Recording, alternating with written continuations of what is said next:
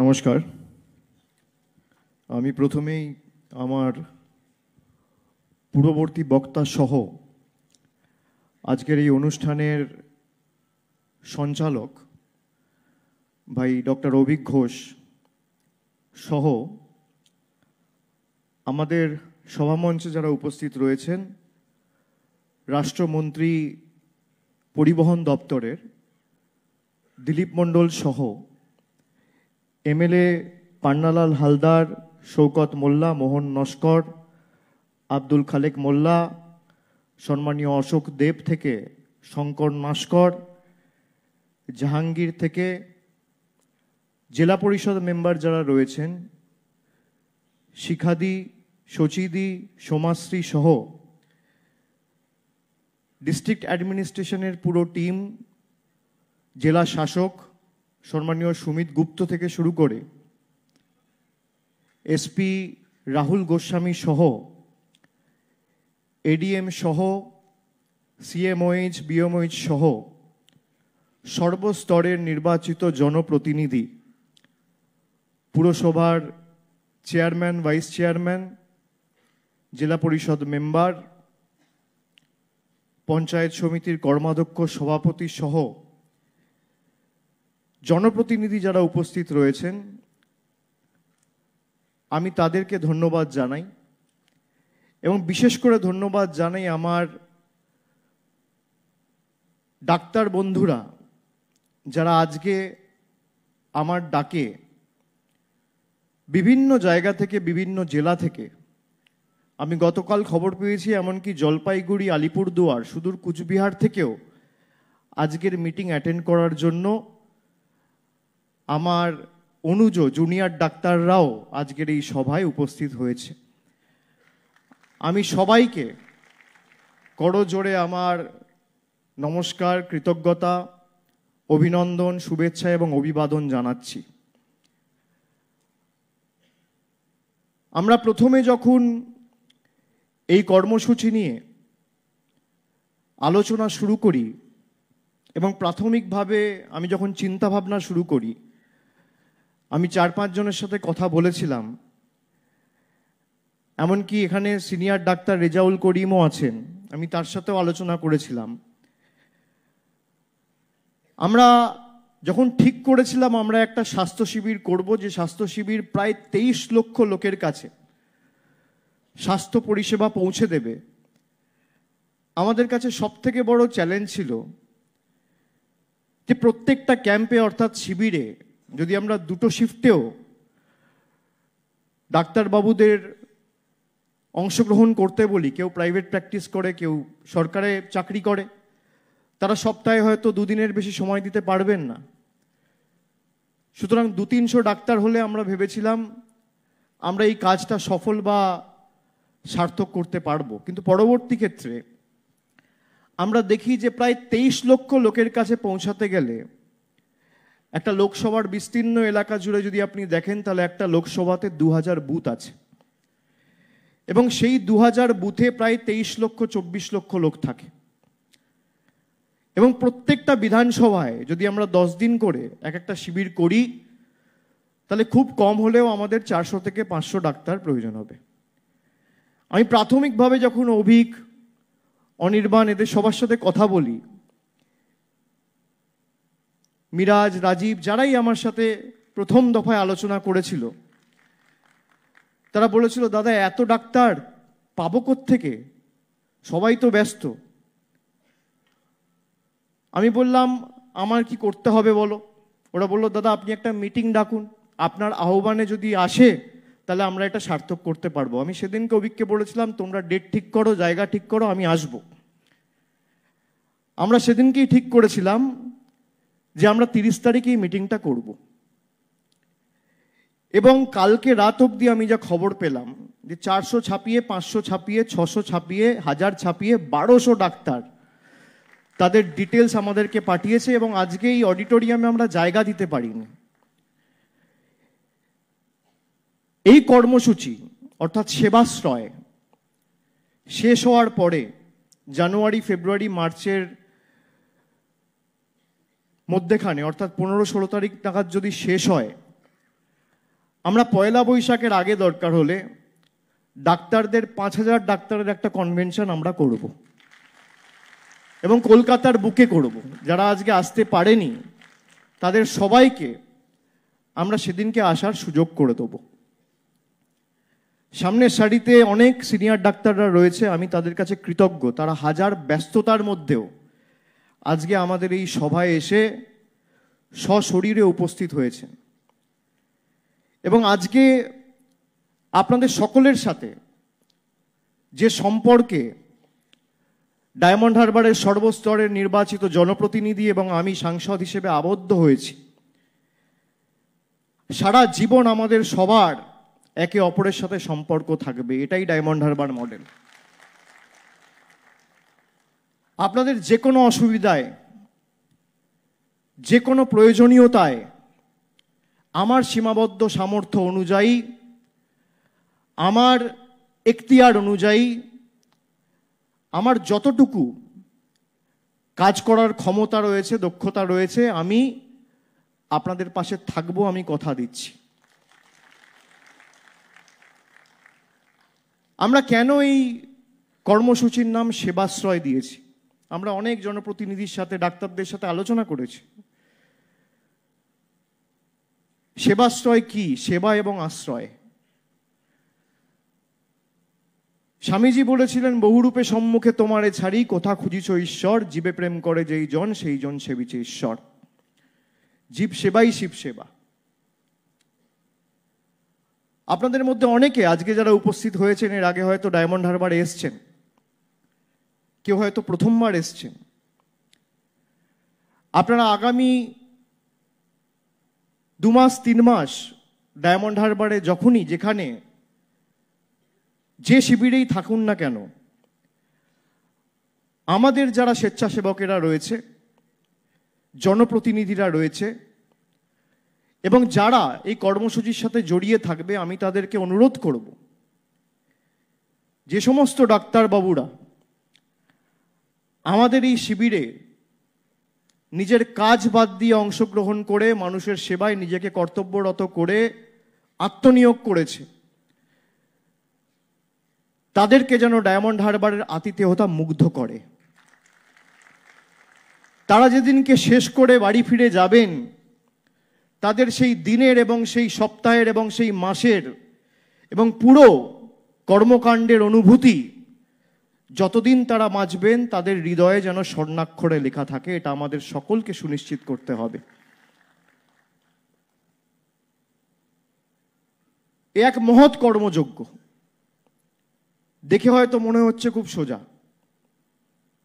এক একটা বিধানসভায় আমরা 10 দিন ধরে ক্যাম্প চালাবো। এক একটা বিধানসভায় গড়ে দেখতে গেলে 40টা করে ক্যাম্প, এবং 10 দিন ধরে সেই ক্যাম্প চলবে। একে একে নামবে। ডায়মন্ড হারবার থেকে শুরু হবে। 10 দিন ডায়মন্ড হারবারে ক্যাম্প হওয়ার পর ফলতায় ক্যাম্প হবে, তারপর সাতগাছিয়ায় ক্যাম্প হবে, তারপর বিষ্ণুপুরে হবে, তারপর মিটিয়াবুরুজে হবে, তারপর বজবজে হবে, তারপর মহেশতলায় হবে। মিটিয়াবুরুজের এমএলএ যে সাজেশনটা দিয়েছে, আমরা সেই সাজেশনটা গ্রহণ করছি, যে আপনাদের ক্যাম্পটা ফেব্রুয়ারির মাঝামাঝি করে দেওয়া হবে, যাতে কোনো অসুবিধা না হয়। এবং একটা ছোট্ট পরিবর্তন আমি আপনাদের সবার অনুমোদন নিয়ে করতে চাই। আমরা এই কর্মসূচিটা 1 তারিখ থেকে নয়, আমরা 2 তারিখ থেকে শুরু করব। 31 তারিখ বছরের শেষ দিন, 1 জানুয়ারি সকলে নিজের পরিবারের সাথে কাটায় নতুন বছর। আমরা 1 তারিখ পার করে আমরা 2 তারিখ থেকে এটা শুরু করব। 2 তারিখ থেকে 11 তারিখ অবধি এই কর্মসূচি ডায়মন্ড হারবারে হবে, তারপর 12 তারিখ থেকে ফলতায় হবে, তারপর আবার 10 দিন অন্য বিধানসভায় যাবে। এভাবে করতে করতে আমরা 70 দিনে 7টা বিধানসভা কভার করব। কভার করার পরে 70 দিন পেরিয়ে যাওয়ার পরে শেষ যে 5টা দিন, আমি আপনাদের কাছে অনুরোধ করব সেই 5টা দিন যাতে আমরা এই 280টা ক্যাম্পে ফলো আপের কথা বলছিল। আপনারা সবাই জানেন ফলো আপের ক্ষমতা কি, ফলো আপের পাওয়ার কি। আর গরিব মানুষ, গ্রামের মানুষ যদি সুযোগ না পায় কোথায় যাবে? নিশ্চিতভাবে আমাদের জেলা স্বাস্থ্য ব্যবস্থা রয়েছে, পিএইচসিগুলো রয়েছে, সাব সেন্টার রয়েছে, কিন্তু আমরা চেষ্টা করেছি আরো 2 ধাপ 3 ধাপ নেমে 5টা 6টা করে বুথে এক একটা করে ক্যাম্প তৈরি করে সেই 5,000 লোক বা 6,000 লোককে পরিষেবা দেওয়া, দুয়ারে স্বাস্থ্য পরিষেবা যেটাকে বলবে। আমরা ওই 5 দিন, 70 দিন পেরিয়ে যাওয়ার পরে শেষ যে 5 দিন, সেই 5 দিনে ডায়মন্ড হারবার থেকে শুরু করে একদম বজবজ মহেশতলায় গিয়ে শেষ হওয়ার সময় যে 280টা ক্যাম্পে আমরা সেই শিবিরগুলো অনুষ্ঠিত করেছি, সেই 280টা শিবিরে সাইমালটেনিয়াসলি 5 দিন আমরা টানা শিবির করব। ধরুন 2 জানুয়ারি ডায়মন্ড হারবারে কেউ একজন দেখাতে এলো, তার কোনো সমস্যা রয়েছে, তাকে আপনি বলতে পারেন যে 13ই মার্চ কিন্তু আপনার এখানে আবার শিবির হবে, কোনো অসুবিধা হলে বা কোনো প্রশ্ন থাকলে বা কোনো রকম কিছু জানার প্রয়োজনীয়তা থাকলে আপনি আবার এই ক্যাম্পে আসবেন, আমরা কিন্তু বসবো। This is the power of follow আপস।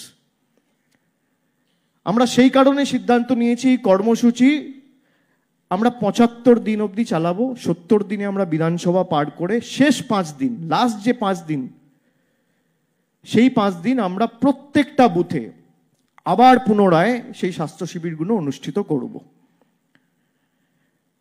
এবং কর্মসূচি নিয়ে বিস্তারিত আপনাদের সামনে আমরা কি কি পরিষেবা আমরা দেব সেটা আমরা তুলে ধরেছি, সেটা আপনারা দেখেছেন। এবং রেফারেল পরিষেবার ক্ষেত্রে যে 12টা হাসপাতালে বা মেডিকেল কলেজে পেশেন্টদের রেফার করা হবে, তার জন্য একটা কোর স্পেশাল টিম আমরা তৈরি করেছি, যে যাদেরকে রেফার করা হচ্ছে তাদের অ্যাডমিশন ঠিকমতো সঠিক সময় হচ্ছে কিনা, তাদের হাসপাতালে গিয়ে কোনো অসুবিধার মুখে বা কোনো সমস্যার সম্মুখীন যদি হতে হয়, তৎক্ষণাৎ আমার তরফ থেকে একজন সাহায্য সহযোগিতার হাত বাড়িয়ে দিয়ে তার অ্যাডমিশনের ব্যবস্থা করে সে যাতে চিকিৎসা পায় বা সঠিক পরিষেবা পায় সেটা সুনিশ্চিত করবে। এর সাথে সাথে চিকিৎসকদের পরামর্শ তো ক্যাম্পে থাকবেই, বিনামূল্যে ওষুধ বিতরণ থেকে শুরু করে যে সমস্ত টেস্টের ব্যবস্থা থাকবে, বিএমআই থেকে শুরু করে, ব্লাড প্রেশার থেকে শুরু করে, সুগার থেকে শুরু করে, ডেঙ্গু, ম্যালেরিয়া, সব আপনাদের বিস্তারিত দেখানো হয়েছে। এবং জেলার পুরো টিম, স্বাস্থ্য টিম, বিএমওইস থেকে শুরু করে, সিএমওইস থেকে শুরু করে আমাদের পিএইচসিগুলোতে যারা রয়েছে, ডাক্তার, মেডিকেল ফ্র্যাটার্নিটির পুরো টিম তাদের সামর্থ্য অনুযায়ী তাদের সাহায্য সহযোগিতার হাত ইতিমধ্যেই বাড়িয়ে দিয়েছে। এবং আমরা যদি সবাই মিলে চেষ্টা করি, আমার দৃঢ় বিশ্বাস সেবাশ্রয়ে যে মডেলের শুভ সূচনা আজকে আমরা এই সমন্বয় অডিটোরিয়ামে আজকে করলাম, ভারতবর্ষকে আগামী দিন পথ দেখাবে। আমার পূর্ববর্তী এমএলএ যারা বক্তব্য রেখেছেন তারা ডায়মন্ড হারবারের উন্নয়ন নিয়ে অনেক কথা বলেছেন। কেন ডায়মন্ড হারবারকে বহু আলোচিত, বহু চর্চিত, কোনো আবার সংবাদ মাধ্যমের প্রতিনিধিরা ব্যঙ্গাত্মকভাবে ডায়মন্ড হারবার মডেল বলে। আমি গর্বের সাথে আপনাদের বলতে পারি যে আমি কোনো কথা যদি আপনাদের জানাই বা বলি, সেটা আপনারা বিশ্বাস করতে পারেন, অবিশ্বাস করতে পারেন, তথ্য মিথ্যে কথা বলে না। আমরা গত 10 বছরে কি কাজ করেছি, কেউ যদি কোথাও জানতে চায় যে ডায়মন্ড হারবারে কি কাজ হয়েছে, ডায়মন্ড হারবার মডেল নিয়ে যা কথা বলা হয় এর বেসিস কি, প্রমাণ কি রয়েছে, আমরা 10 বছরে কি কাজ করেছি, প্রতি বছর পুস্তিকা প্রকাশ করে মানুষকে পুঙ্খানুপুঙ্খ হিসেব বুঝিয়ে দিয়েছি। আমার এমপি ল্যাড থেকে শুরু করে, জেলা পরিষদ থেকে শুরু করে, এমএলএ ল্যাড থেকে শুরু করে, সরকারের সংশ্লিষ্ট দপ্তরগুলো যে কাজগুলো করেছে, পুঙ্খানুপুঙ্খ হিসেব। যদি কারোর জানতে কোনো আগ্রহ থাকে, আমরা প্রতি বছর বই প্রকাশ করি নিঃশব্দ বিপ্লব। আমি সেই বই পাঠিয়ে দেব। একমাত্র লোকসভা কেন্দ্র যে গত 10 বছরে 5,580 কোটি টাকার কাজ করেছে, অর্থাৎ প্রতি বছর 580 কোটি টাকার কাজ আমরা ডায়মন্ড হারবার লোকসভা কেন্দ্রে করেছি, কেন্দ্র সরকারের কোনো সাহায্য সহযোগিতা ছাড়া। কেন ডায়মন্ড হারবার মডেল বলা হয়? আমরা যৌথভাবে করেছি বলে সম্ভব হয়েছে। কোভিডের সময়, যে মহামারীর সময় অঘোষিত, ওই অপরিকল্পিত ঘোষিত লকডাউনের কারণে লক্ষ লক্ষ মানুষ রাস্তায় আটকে গেছে, দোকান বাজার হাট সব বন্ধ।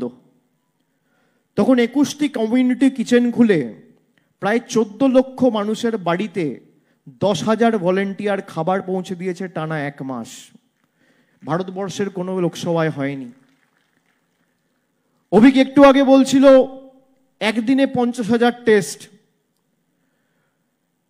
একদিনে 12ই জানুয়ারি 2022 যুগনায়ক বীর সন্ন্যাসী স্বামী বিবেকানন্দর জন্মদিনে, আজ থেকে 2.5 বছর আগে, যখন রাজ্য এবং জেলায় পজিটিভিটি রেট প্রায় 20%, তখন একদিনে র্যাপিড অ্যান্টিজেন টেস্ট করে আমরা 30,000-এর লক্ষ্যমাত্রা রেখেছিলাম, ছাপিয়ে প্রায় 52,000 টেস্ট করেছিলাম। ভারতবর্ষে বড় বড় রাজ্য প্রদেশ 5,000 টেস্ট করতে তখন পারেনি, আর ডায়মন্ড হারবারে একা আমরা 52,000 টেস্ট করে দেখেছি।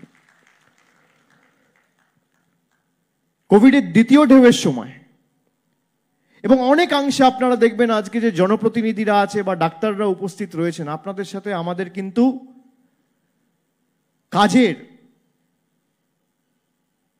বেশ কিছু সিমিলারিটি রয়েছে।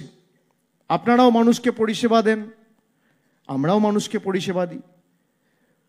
অতিমারির সময় যেভাবে সামনের সারিতে দাঁড়িয়ে নিজের জীবন বিপন্ন করে, নিজের পরিবারের কথা না ভেবে সম্মুখ সমরে হোল মেডিকেল ফ্রেটার্নিটি, বিশেষ করে ডাক্তাররা, নার্সিং স্টাফেরা লড়াই করেছেন, আমি সকলকে কুর্নিশ জানাই আজকের এই মঞ্চ থেকে।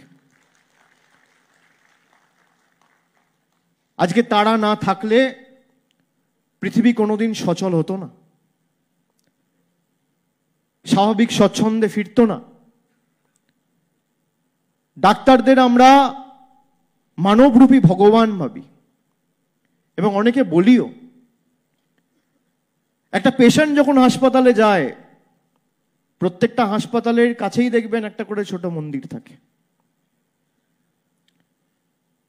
সেই হাসপাতালে গিয়ে একটা মুমূর্ষু রোগী,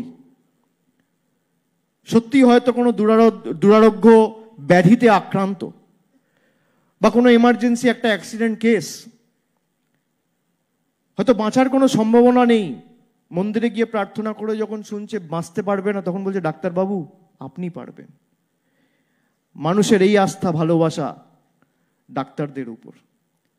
একটা মানুষ যখন জন্মায়, সমাজের বুকে, পৃথিবীতে ভূমিষ্ঠ হয়, তখন একটা ডাক্তারের হাতে একটা বাচ্চার জন্ম হয়, আর যখন মারা যায় তখনও একটা ডাক্তারের হাতে মারা যায়। From creche to coffin, from cradle to coffin, জন্ম থেকে মৃত্যু, এগুলো ধ্রুব সত্য। আমরা সেই কারণে ডাক্তারবাবুদের মানবরূপী ভগবান বলি। আমাদের সকলের কর্তব্য। আমি যদি আজকে চাই সেবাশ্রয় করব, একা কারোর পক্ষে কোনো কাজ করা সম্ভব নয়। আমি যদি একা চাইতাম 50,000 টেস্ট হবে, 100% ভ্যাকসিনেশন হবে, কারোর সাহায্য সহযোগিতা ছাড়া একা কোনোদিন কোনো কাজ করা সম্ভব নয়। আমি আমিত্বে বিশ্বাস করি না, আমি টিম ওয়ার্কে বিশ্বাস করি, আমি আমরার নীতিতে বিশ্বাস করি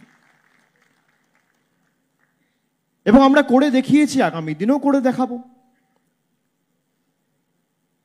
এবং এই সেবাশ্রয় মডেল শুধু বাংলা নয়, আমি চাই ভারতবর্ষে দৃষ্টান্ত স্থাপন করুক আপনাদের হাত ধরে।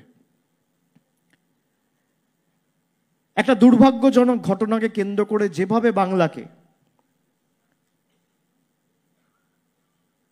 কালিমালিপ্ত করা হয়েছে, কলুষিত করা হয়েছে, আমাদের বাংলার ক্ষমতা কি, বাংলার শক্তি কি, বাংলার কৃষ্টি কি, সংস্কৃতি কি, ভারতবর্ষের কাছে তুলে ধরতে হবে। আরজি করের যে ঘটনা ঘটেছিল, আমি প্রথম দিন থেকে তার নিন্দা করেছি। আমি প্রথম দিন থেকে বলেছি, যারা এই ঘটনা ঘটায় তাদের সমাজে বেঁচে থাকার কোনো অধিকার নেই। আমি আজও একই কথা বলছি। কারোর ভালো লাগতে পারে, কারোর খারাপ লাগতে পারে। আমি লুকিয়ে চুরিয়ে কোনো কাজ করি না, যা বলি সামনে থেকে বলি, যেটা ঠিক মনে করি সেটা বলি। এবং এর একমাত্র প্রতিকার, ওষুধ, সমাধান হচ্ছে আইন। কেন? তার কারণ আইন না হলে সারা ভারতবর্ষ, বাংলা তো ছেড়ে দিন, বাংলায় তো মানুষ প্রতিবাদ করছিল, প্রতিরোধ করছিল, রাস্তায় বিক্ষোভ, মিছিল, সমস্ত তো 2 মাস 3 মাস হয়েছে। আমি বাংলার কথা ধরছি না। যখন সারা দেশের মানুষ প্রতিবাদ করছে, প্রতি 10 মিনিটে আমাদের দেশে তখনও একটা করে ধর্ষণের মতো ঘটনা ঘটে চলেছে। প্রতি 10 মিনিটে, মানে ঘন্টায় 6টা। আমরা ইতিমধ্যে আমাদের রাজ্য সরকার বিধানসভায় আইন পাস করেছে, অপরাজিতা বিল। আপনাদের জানা দরকার, আমি একটি রাজনৈতিক মঞ্চ থেকে, আমাদের পার্টির ছাত্র সমাবেশের মিটিং থেকে আমি বলেছিলাম যে আমি প্রাইভেট মেম্বার বিল আনবো। অপরাজিতা বিল যদি পাস হয়ে যায়, তাহলে ভারতবর্ষ জুড়ে, এটা বিএনএসএস এর অ্যামেন্ডমেন্ট, এই অ্যামেন্ডমেন্টটা যদি রাষ্ট্রপতি ছেড়ে দেয়, সাইন করে দেয়, তাহলে সারা ভারতবর্ষ জুড়ে এই আইন পাস হবে। তাহলে প্রাইভেট মেম্বার বিল লাগবে না। আর যদি না আনে, তাহলে যতদিন লাগুক আমি প্রাইভেট মেম্বার বিল আনবো। আমার সাথে কেউ দাঁড়িয়ে থাকলেও আনবো, আর কেউ না দাঁড়িয়ে থাকলেও আনবো। আমরা হাজার চেষ্টা করেছি। কোভিড যখন হয়, কেউ বলছে স্যানিটাইজার দিয়ে হাত ধো, কেউ বলছে একটু হ্যান্ড স্যানিটাইজ করো, কেউ বলছে একটু হাত ধো, কেউ বলছে মাস্ক পরো, কেউ বলছে সামাজিক দূরত্ব বজায় রাখো। কিন্তু এই জিনিসগুলো করে আমরা কোভিড এড়াতে পারিনি। ভ্যাকসিন দিয়ে আমরা কোভিডকে হারিয়েছি, কোভিড শিল্ড দিয়ে আমরা কোভিডকে হারিয়েছি, কোভ্যাক্সিন দিয়ে আমরা কোভিডকে হারিয়েছি। আমাদের যদি এই সামাজিক অপরাধ, এই ধর্ষণের মতো ঘটনাকে চিরতরে সমাজের বুক থেকে সরাতে হয়, মেটাতে হয়, বিদায় দিতে হয়, তার একমাত্র প্রতিকার সমাধান হচ্ছে অ্যান্টি রেপ ল বা অ্যান্টি রেপ বিল। আর সরকার চাইলে পারে না তা নয়। রাজ্য সরকার তার কর্তব্য করে রাজ্যপালের অফিসে পাঠিয়েছে, রাজ্যপাল সেখান থেকে তিনি রাষ্ট্রপতির কাছে পাঠিয়েছেন। 2 মাস হয়ে গেল, আজকে সেই বিল নিয়ে কোনো উচ্চবাচ্য নেই, রাষ্ট্রপতির কাছে পড়ে আছে।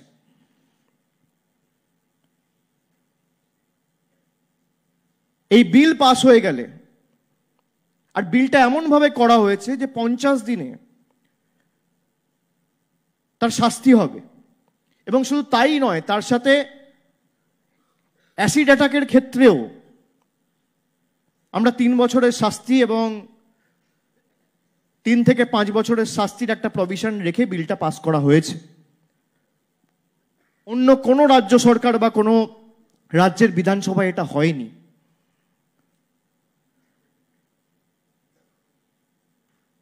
এই বিল যেদিনকে পাস হবে, সেদিনকেই ধর্ষণের মতো ঘটনা আমাদের সমাজে বন্ধ হবে। কেন্দ্র সরকার যদি চায় 1 দিন লাগবে, অর্ডিন্যান্স আনতে পারে। আপনারা সবাই দেখেছেন, G20 নাম করে দিল্লি সরকারের ক্ষমতা কুক্ষিগত করে রাখার জন্য অর্ডিন্যান্স করে দিল্লি নির্বাচিত সরকারের ক্ষমতা কেড়ে নিয়েছিল। সুপ্রিম কোর্টের অর্ডারের বিরুদ্ধে গিয়ে এনফোর্সমেন্ট ডাইরেক্টরের মেয়াদ বৃদ্ধি 3 বার সুপ্রিম কোর্টের অবমাননা করে অর্ডিন্যান্স জারি করেছিল। তাহলে আপনি অর্ডিন্যান্স জারি করে অ্যান্টি রেপ ল বা অ্যান্টি রেপ বিল আনছেন না কেন? কে বাধা দিচ্ছে? সবার প্রতিবাদ করার রাইট আছে, প্রতিরোধ করার রাইট আছে, কিন্তু আপনি বলুন তো, প্রতিবাদ প্রতিরোধ করলে কি ধর্ষণের মতো এই ব্যাধি চিরতরে আমরা সমূলে উৎখাত করে সমাজ থেকে সরাতে পারবো বা বিলীন করে দিতে পারবো? আপনাকে আইন আনতে হবে। যারা এই জঘন্যতম অপরাধগুলো করছে, আপনারা দেখেছেন গুজরাটে 10 বছর পর সব ছাড়া পেয়ে গেছে। আমার বক্তব্য যে কেউ যদি, এটা খুব সেন্সিটিভ, কারোর ভালো লাগতে পারে, কারো খারাপ লাগতে পারে, কেউ ভাবতে পারে যে অভিষেক বন্দ্যোপাধ্যায় যে কথাগুলো বলছে সেই কথাগুলো বলা মানে তো আইনকে সম্মান না করা। আমি তা বলছি না। আমার বক্তব্য, যেখানে সার্কামস্ট্যান্সিয়াল এভিডেন্স, পারিপার্শ্বিক আপনার তথ্য প্রমাণ আপনার বিরুদ্ধে, সেখানে আমি কেন একটা লোককে 4 বছর 3 বেলা খাইয়ে জেলে রাখবো? কেন তার ক্যাপিটাল পানিশমেন্ট হবে না? সমাজে তার বেঁচে থাকার অধিকার নেই? একটা লোককে যদি আমি 5 বছর ধরে জেলে রাখি আর ট্রায়াল শুরু হবে, তারপর তো সে 4টে কোর্টে যাবে, high court, division bench, supreme court, mercy petition, এ করতে করতে তো 6 বছর লেগে যাবে। একটা লোককে যদি আমি 6 বছর জেলে রাখি, তাহলে দিনে 2 কাপ চা আর 3 বার খাবার খাওয়াতে আমার 300 টাকা খরচা। তাহলে বছরে কত টাকা খরচা? দিনে 300 টাকা খরচা হলে মাসে কত টাকা খরচা? 9,000 টাকা। বছরে খুব কম করলেও 1 লাখ টাকা। আমি 6 লাখ টাকা তার পিছনে খরচা করবো কেন? 6টা গরিব মানুষ বাড়ি পাবে। আমার বক্তব্য এখানে, আমাদের সকলকে বুঝতে হবে এটা। এর মধ্যে কোনো রাজনীতি নেই। সে যেই হোক, যেই রাজনৈতিক দলেরই হোক, ফাঁসির মঞ্চে তাকে নিয়ে যাওয়া উচিত।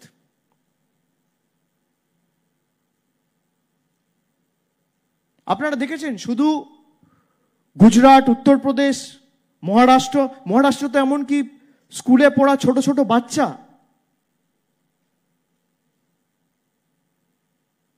তাদের কেউ ছাড়া হয় না। এই সমস্ত দানবদের আমি মনে করি সমাজে বেঁচে থাকার কোনো অধিকার নেই। আমাদের এটা প্রথমে বোঝা দরকার। এই নিয়ে বৃহত্তর আন্দোলন, এই আইন নিয়ে দরকার হলে আমরা আগামী দিন করব, কিন্তু আপনাদের সকলের সহযোগিতা আমার চাই। আপনারা সহযোগিতা করবেন তো? এছাড়া কোনো সুরাহা নেই, কোনো সমাধান নেই। আমার সাথে যখনই কোনো ডাক্তারবাবুর কথা হয়েছে, সে কোনো জুনিয়র ডাক্তার হোক বা সিনিয়র ডাক্তার হোক, আমি সবাইকে বলেছি যে তোমরা আইন নিয়ে বলছো না কেন? 3 মাস প্রতিবাদ হলো, আজকে কি ধর্ষণ বন্ধ হয়ে গেছে?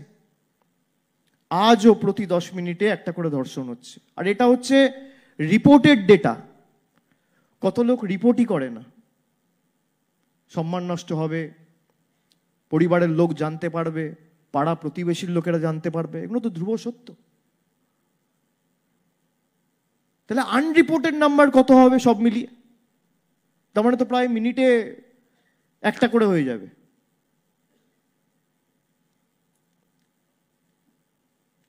আমি আপনাদের বলবো যে আমাদের রাজ্য সরকার ইতিমধ্যেই ডাক্তারদের সেফটি, সিকিউরিটি এবং পরিকাঠামোগত উন্নয়ন, তার জন্য 100 কোটি টাকা রাজ্য সরকারের তরফ থেকে মুখ্যমন্ত্রী বরাদ্দ করেছেন এবং কাজ বিভিন্ন মেডিকেল কলেজ, হাসপাতালে চলছে। আপনাদের কারোর কোনো যদি অসুবিধা হয়, আমি বারবার দেখেছি ডাক্তারবাবুদের একটা অসুবিধা হয় যে পেশেন্ট পার্টি আমাদের সাথে দুর্ব্যবহার করছে। আমি আপনাদের অনুরোধ করব যে অনেক সময় আমরাও জনপ্রতিনিধি, আমাদের সাথেও দুর্ব্যবহার করে। ধরুন একটা পঞ্চায়েতের মেম্বার, সে একটা গ্রামে গেলেও কোথাও একটা জল জমে আছে, দুর্ব্যবহার করে, ঠিক আছে, কিন্তু ধৈর্য ধরে আপনারা শুনবেন, আপনারা বোঝাবেন। হ্যাঁ, তার মানে এই না যে যে কেউ এসে ভাঙচুর করবে বা আপনাদের উপর হাত তুলবে, আমি আপনাদের সাথে থাকবো, কথা দিলাম, চিন্তা করবেন না। আমি একটা নাম্বার আপনাদের দিচ্ছি। আমি যে স্পেশাল হেল্পলাইনটা চালাই ডায়মন্ড হারবারে, এক ডাকে অভিষেক, আমি এখানে আসার আগে আমি বলে এসছি যে আজকে যারা এই মিটিংয়ে বা অনুষ্ঠানে এসছেন, আপনারা যদি চান আমি একটা নাম্বার দিচ্ছি, নাম্বারটা লিখুন। আপনারা সকলে কোনো অসুবিধা হলে এই নাম্বারে সরাসরি ফোন করে আমাকে জানাবেন। আমি একটা 10 জনের কোর টিম দরকার হলে এখানে অভিজ্ঞদের সাথেই কথা বলে আমি 10 জনের একটা কমিটি তৈরি করে দেবো, যারা আপনাদের সাথে যোগাযোগে থাকবে। আপনাদের কোনো রকম কোনো অসুবিধা হলে তৎক্ষণাৎ আমাকে জানাবে এবং আমি আপনাদের সাথে থাকব। 7877 এটা এক ডাকে অভিষেকের হেল্পলাইন নাম্বার। আমার 10 জনের একটা প্রায়োরিটি গ্রুপ তৈরি করে দেওয়া হয়েছে আমার তরফ থেকে, আমি বলে এসছি, এবং এতক্ষণে নিশ্চয়ই সেই গ্রুপটা তৈরি হয়েছে। পরবর্তীকালে যদি এই লাইন বিজি পান, সঙ্গে সঙ্গে আপনারা অভিজ্ঞদের জানালে আমার জ্ঞাতার্থে যখনই আসবে আমি তার সুবিচার করা আমার সীমাবদ্ধ এখতিয়ার অনুযায়ী চেষ্টা করব। আমি কথা দিচ্ছি, আর আমি কথা দিলে কথা রাখি।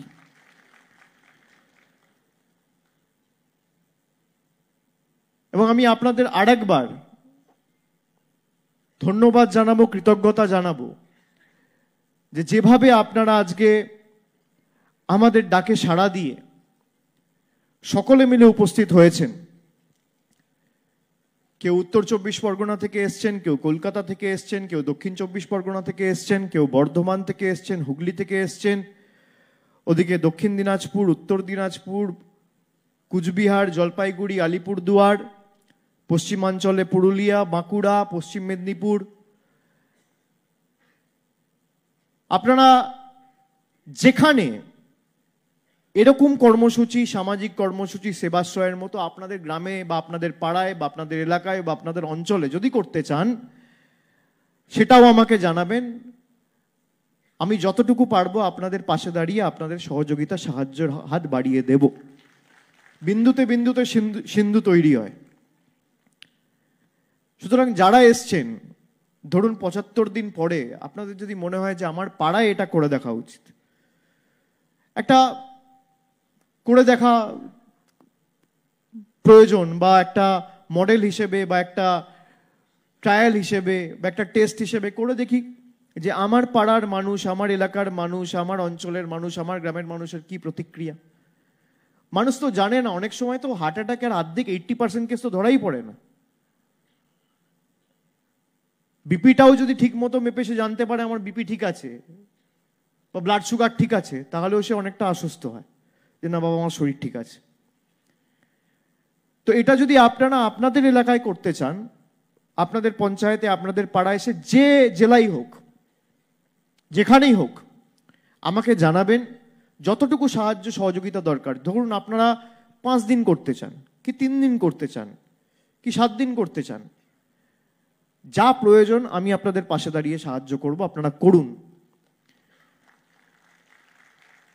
সরকার সরকারের মতো কাজ করবে, কেন্দ্র সরকার কেন্দ্র সরকারের মতো কাজ করবে, রাজ্য সরকার রাজ্য সরকারের মতো কাজ করবে, পঞ্চায়েত কাজ করবে, পুরসভা কাজ করবে। আমরা কেন বসে থাকব? আমাদের যতটুকু ক্ষমতা রয়েছে, কর্মদক্ষতা রয়েছে, আমরা করে দেখাই। আমরা যখন ঘোষণা করেছিলাম ডায়মন্ড হারবারে যে 75,000 বয়োজ্যেষ্ঠ মানুষকে আমরা বার্ধক্য ভাতা দেবো, লোকে বিশ্বাস করেনি। আমরা 20,000 ভলেন্টিয়ার চিহ্নিত করেছিলাম, আর এক একজনকে বলেছিলাম 5 জন বয়োজ্যেষ্ঠ মানুষের কি 4 জন বয়োজ্যেষ্ঠ মানুষের দায়িত্ব নাও। আমরা প্রথম যে 100% পুরো কেউ বাকি নেই, যত বয়োজ্যেষ্ঠ মানুষ আছে 100% কভারেজের মাধ্যমে 7ই জানুয়ারি 2024 সালে প্রথমবার বাংলার বুকে ওল্ড এজ পেনশন শ্রদ্ধার্ঘ্য নামে বার্ধক্য ভাতা লঞ্চ করে সরাসরি ডিবিটির মাধ্যমে গরিব মানুষের অ্যাকাউন্টে টাকা পৌঁছে দিয়েছিলাম।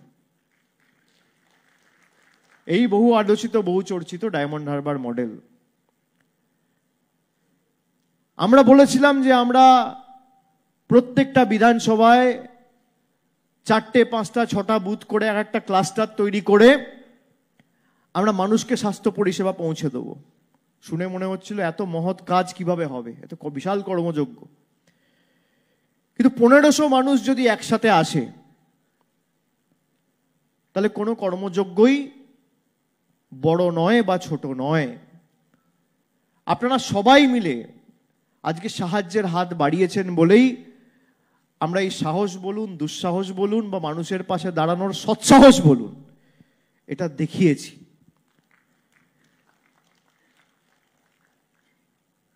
এবং আমরা যখন শুরু করেছিলাম, আমি বললাম আপনাদের যে 200, 300, 400 থেকে শুরু করে আজকে কাজ করতে করতে দেখবেন অনেক মানুষ আপনাদের সাথে যুক্ত হবে।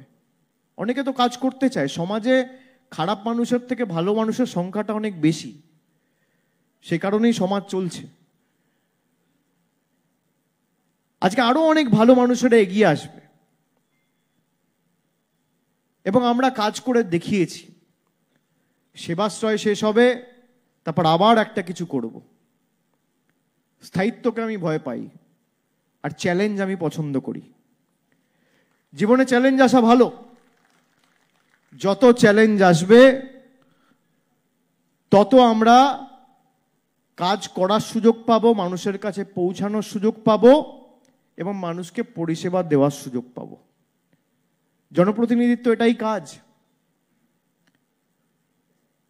চ্যালেঞ্জের সম্মুখীন যদি আপনি না হন তাহলে জীবনের কি মূল্য? সবই যদি আপনি হাতের নাগালে, হাতের মুঠোয় পেয়ে যান, তাহলে তো জীবনের কোনো অস্তিত্ব বা মূল্য বা প্রাধান্য থাকে না। কাজ করে আমাদের দেখাতে হবে। আমরা কাজ করেছি, মানুষ দুহাত তুলে আশীর্বাদ করেছে। আপনারা যারা এসছেন, আপনাদের বাড়ি যেখানেই হোক, সেবাশ্রয় শেষ হওয়ার পর চেষ্টা করুন 7 দিন সেখানে ক্যাম্প করতে। এবং সেখানে যদি আপনি 7 দিন, ধরুন 1000 জন আছেন, যদি 1000টা ক্যাম্পও হয় 7 দিন করে, আর একদিনে যদি 100টা লোকও উপকার পায়, তাহলে কত লোক উপকার পাবে গড়ে? বা 50টা লোকও উপকার পায়, তাহলে 7 দিনে 300, 350 লোক উপকৃত হবে। 350 লোক একদিনে একটা জায়গা থেকে উপকৃত হওয়া মানে 1000টা জায়গায় যদি আপনারা ক্যাম্প করেন, তাহলে কত? 3.5 লাখ লোক উপকৃত হবে। এবং সেখানে করতে গেলে প্ল্যানিং দরকার। আর খালি প্ল্যানিং হলে হয় না, খালি চিন্তা ভাবনা বা অর্থ বা পরিকল্পনা থাকলে তো সবকিছু হয় না। মানুষের শ্রম দরকার, মানুষের আশীর্বাদ দরকার, মানুষের সহযোগিতা দরকার, পরিশ্রম দরকার। যে কোনো জিনিস তৈরির ক্ষেত্রে, এই টেবিলটাও তৈরি করেছে একজন মানুষ খেটে খুঁটে পরিশ্রম দিয়ে। এরকম না যে কেউ চিন্তা করেছিল আর টেবিলটা হয়ে গেছে। এই অডিটোরিয়ামের নামও দেখুন সমন্বয়, এটাও আমরা আগের বছর উদ্বোধন করেছিলাম। সুতরাং সমন্বয়ের যে কি মূল্য, আমাদের সকলকে সেটা বুঝতে হবে। যে আমরা সবাই মিলে যদি চাই, তাহলে অসম্ভবকেও সম্ভব করে দেখাতে পারি। আপনারা যারা আছেন, ডাক্তার ভাইয়েরা, সিনিয়র ডাক্তাররা, আমার করজোড়ে আপনাদের কাছে অনুরোধ থাকবে, কোথাও কিছু হলে আমাকে জানাবেন। আমি চেষ্টা করব আপনাদের পাশে থাকার। এবং আমি বিগত দিনেও আমার সামর্থ্য অনুযায়ী যখন যেখানে আমি খবর পেয়েছি, আমি দলগতভাবে আমার তরফ থেকে যা ব্যবস্থা নেওয়ার আমি নিয়েছি। আপনারা সেগুলো দেখেছেন। আগামী দিনও ব্যতিক্রম হবে না। অনেকে আবেগপ্রবণ হয়ে আপনারা কর্মবিরতি করার সময়, সিজওয়াক করার সময়, যদি আপনারা ভাবেন যে সিজওয়াক করলে প্রতিবাদ এমন করে করবেন যে প্রতিবাদের মধ্যেও যেন একটা মানুষ তাকে জীবন না হারাতে হয়। প্রতিবাদে যদি একটা মানুষেরও জীবন যায়, আমি 5টা 10টা 15টা ছেড়ে দিচ্ছি, মানুষের জীবন তো আমাদের কাছে মণিমুক্তের মতো, একটা মানুষেরও যদি জীবন যায়, তাহলে যে অপরাধের বিরুদ্ধে আমি প্রতিবাদ করছি সেই অপরাধের থেকেও বড় অপরাধ আমি করছি। আমরা জনপ্রতিনিধি, আমরা বলতে পারি না যে আমি এই লোকটাকে সার্টিফিকেট দেবো না, বা আমি এই পাড়ায় জল দেবো না, আমি এই পাড়ায় রাস্তা দেবো না, আমি এই পাড়ায় কন্যাশ্রী দেবো না, আমি এই পাড়ার লোককে চিকিৎসা ব্যবস্থা দেবো না, আমি এই ঘরের ছেলেকে স্কুলে পড়তে দেবো না, আমি বলতে পারি না। ঠিক তেমনি জনপ্রতিনিধিদের যেমন এটা কর্তব্য রয়েছে, ডাক্তারেরাও, আপনারা সবাই হিপোক্রেটিক ওথ নেন, সেই ওথের সম্মান করে যাতে আমাদের হাজার কষ্ট হলেও, বুক ফেটে গেলেও মাথায় রাখতে হবে জীব সেবাই শিব সেবা। একটা মানুষের যাতে অসুবিধা কষ্ট না হয়।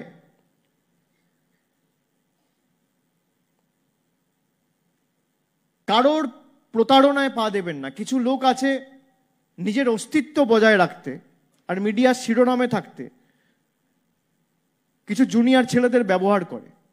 আরে আপনি দাবি নিয়ে পথে নামুন না, সিপিএম, বিজেপি, কংগ্রেস, নির্দল কালকে বিল নিয়ে পথে নামুক, আমি সমর্থন করব, কেউ নামবে না। আমি চ্যালেঞ্জ করছি, তো লাইভ হচ্ছে। কালকে বিজেপি মিটিং ডাকুক যে অ্যান্টি রেপ বিল পাস করা হবে, তৃণমূলের কেউ সমর্থন না করলে আমি একা করব। পারবে না এরা করতে। আর আমরা আমাদের দলীয় অবস্থান স্পষ্ট করেছি, আমরা অ্যান্টি রেপ বিল বিধানসভায় পাস করিয়ে দেখিয়েছি। আপনারা করান না। অন্য রাজনৈতিক দলও তো অন্য রাজ্যগুলো পরিচালনা করছে। আমাদের পার্শ্ববর্তী যে রাজ্যগুলো রয়েছে সেখানে হোক, ত্রিপুরায় হোক, আসামে হোক, ঝাড়খণ্ডে হোক, উড়িষ্যায় হোক, বিহারে হোক, কেউ করেনি।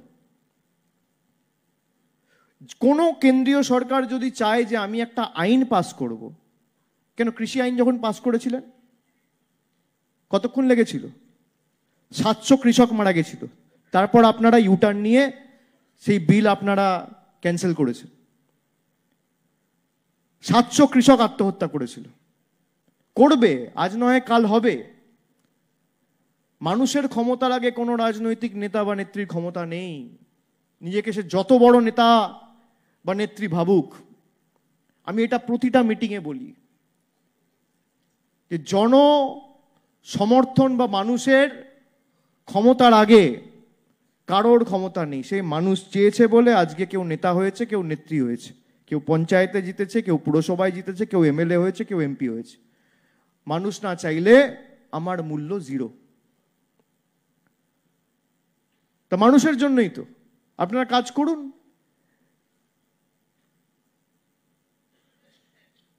আমি অবাক হয়ে গেছি যে এত প্রতিবাদ সভা হয়েছে সারা দেশ জুড়ে, কিন্তু কেউ একবার আইনের কথা বলল না।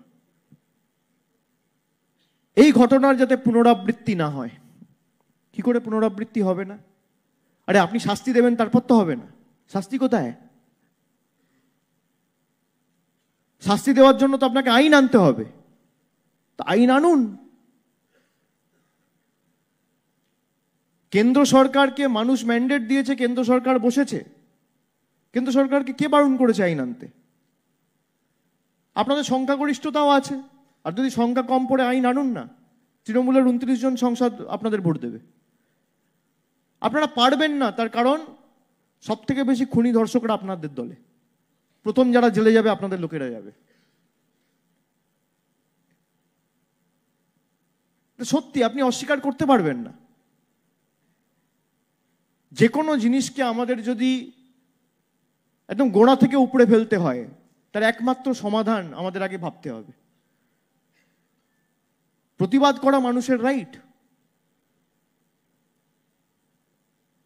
এবং আমি গর্বিত যে বাংলার মানুষ প্রতিবাদ করা সৎসাহস দেখিয়ে ভারতবর্ষের কাছে দৃষ্টান্ত স্থাপন করেছে। আমি গর্বিত যে আমি রাজ্যে থাকি, রাজ্যে আমার জন্ম, এই বাংলা আমার কর্মভূমি, আমার জন্মভূমি।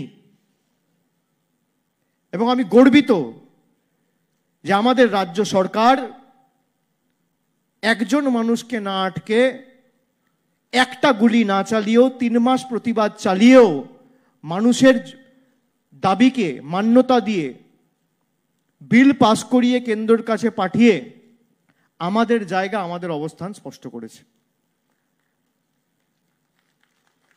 এটাই তো হওয়া উচিত। অন্য রাজ্যে যান, কোথাও 4টে মিছিল বার করলে সব এনকাউন্টার করে দিচ্ছে। এখানে প্রতিবাদ করার সৎসাহস যেমন মানুষ দেখিয়েছে, রাজ্য সরকারও যেভাবে নিজেদেরকে রেস্ট্রেন করেছে, মানুষের দাবিকে মান্যতা দিয়েছে। মুখ্যমন্ত্রী নিজে জুনিয়র ডাক্তারদের সাথে একাধিকবার বসেছেন, মিটিং করেছেন, তাদের দাবিকে মান্যতা দিয়ে একাধিক প্রশাসনিক সিদ্ধান্ত নেওয়া হয়েছে।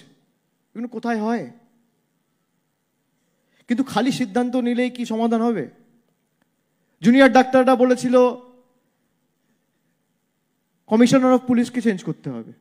আমি ধরে নিলাম কমিশনার অফ পুলিশের 14 তারিখের যে প্রতিবাদ হয়েছিল সেখানে গাফিলতি হয়েছে, বেশ। তো কমিশনার অফ পুলিশ চেঞ্জ হলে কি ধর্ষণ বন্ধ হয়ে যাবে? না director of health education change হলে ধর্ষণ বন্ধ হয়ে যাবে? না যে সমস্ত তথাকথিত দুর্নীতি জানিয়ে তদন্ত হচ্ছে হাইকোর্টের নির্দেশে, সেগুলো বন্ধ হবে? লাগবে তো আপনার আইন। আর এই যে কেন্দ্রীয় তদন্তকারী সংস্থা, লোকে ভাবে ইডির কাছে একটা, সিবিআইয়ের কাছে একটা কেস গেছে মানে বিশাল ব্যাপারে সমাধান তো হবেই। আপনাদের ছোট্ট একটা ডেটা দেবো আমি। সারদা স্ক্যাম মানে সারদা কেলেঙ্কারি 11 বছর আগে হয়েছিল, এখনো ট্রায়াল শুরু হয়নি। তদন্ত করছে ইডি, তদন্ত করছে সিবিআই, ট্রায়াল শুরু হয়নি। আপনি ভাবুন, 2013 কেসে 2024 ডিসেম্বর মাস, কালকে, আজকে নভেম্বর মাস শেষ, ট্রায়াল শুরু হয়নি, এখনো ফাইনাল চার্জশিট জমা পড়েনি। তো সেখানে যদি আইন না থাকে যে 50 দিনের মধ্যে যে দোষী তাকে ফাঁসির মঞ্চে নিয়ে গিয়ে ক্যাপিটাল পানিশমেন্ট দিতে হবে, কি করে আমাদের সমাজ পাল্টাবে, বদলাবে? যাই হোক, অনেক কথা আজকে আবেগপ্রবণ হয়ে বলে ফেললাম, কিছু পরামর্শ দিলাম, আপনাদের কৃতজ্ঞতাও জানালাম। আপনাদের কারোর ভালো লাগতে পারে, কারোর খারাপ লাগতে পারে। যদি কারোর খারাপ লেগে থাকে আমি ক্ষমা প্রার্থী, দুঃখিত। কিন্তু আমার যেটা মনে আসে আমি সেটা বলি, আমার মনে হয় যেটা সমাধান আমি সেটাই বলি। আমি রাগঢাক গুড়গুড় করে চলি না, আমি একটু কম ডিপ্লোম্যাটিক, লোকে আমায় বলে। তো আপনাদের সকলকে আমি আরেকবার ধন্যবাদ জানিয়ে, কৃতজ্ঞতা জানিয়ে, আমার অন্তরের অন্তঃস্থল থেকে বয়োজ্যেষ্ঠ সিনিয়র ডাক্তাররা যারা এসছেন তাদের সকলকে আমার শ্রদ্ধা নিবেদন করে আপনাদের সকলকে একবার অভিবাদন জানিয়ে আমার বক্তব্য আমি শেষ করছি। অনেক অনেক ধন্যবাদ। জয় হিন্দ, বন্দে মাতরম, জয় বাংলা।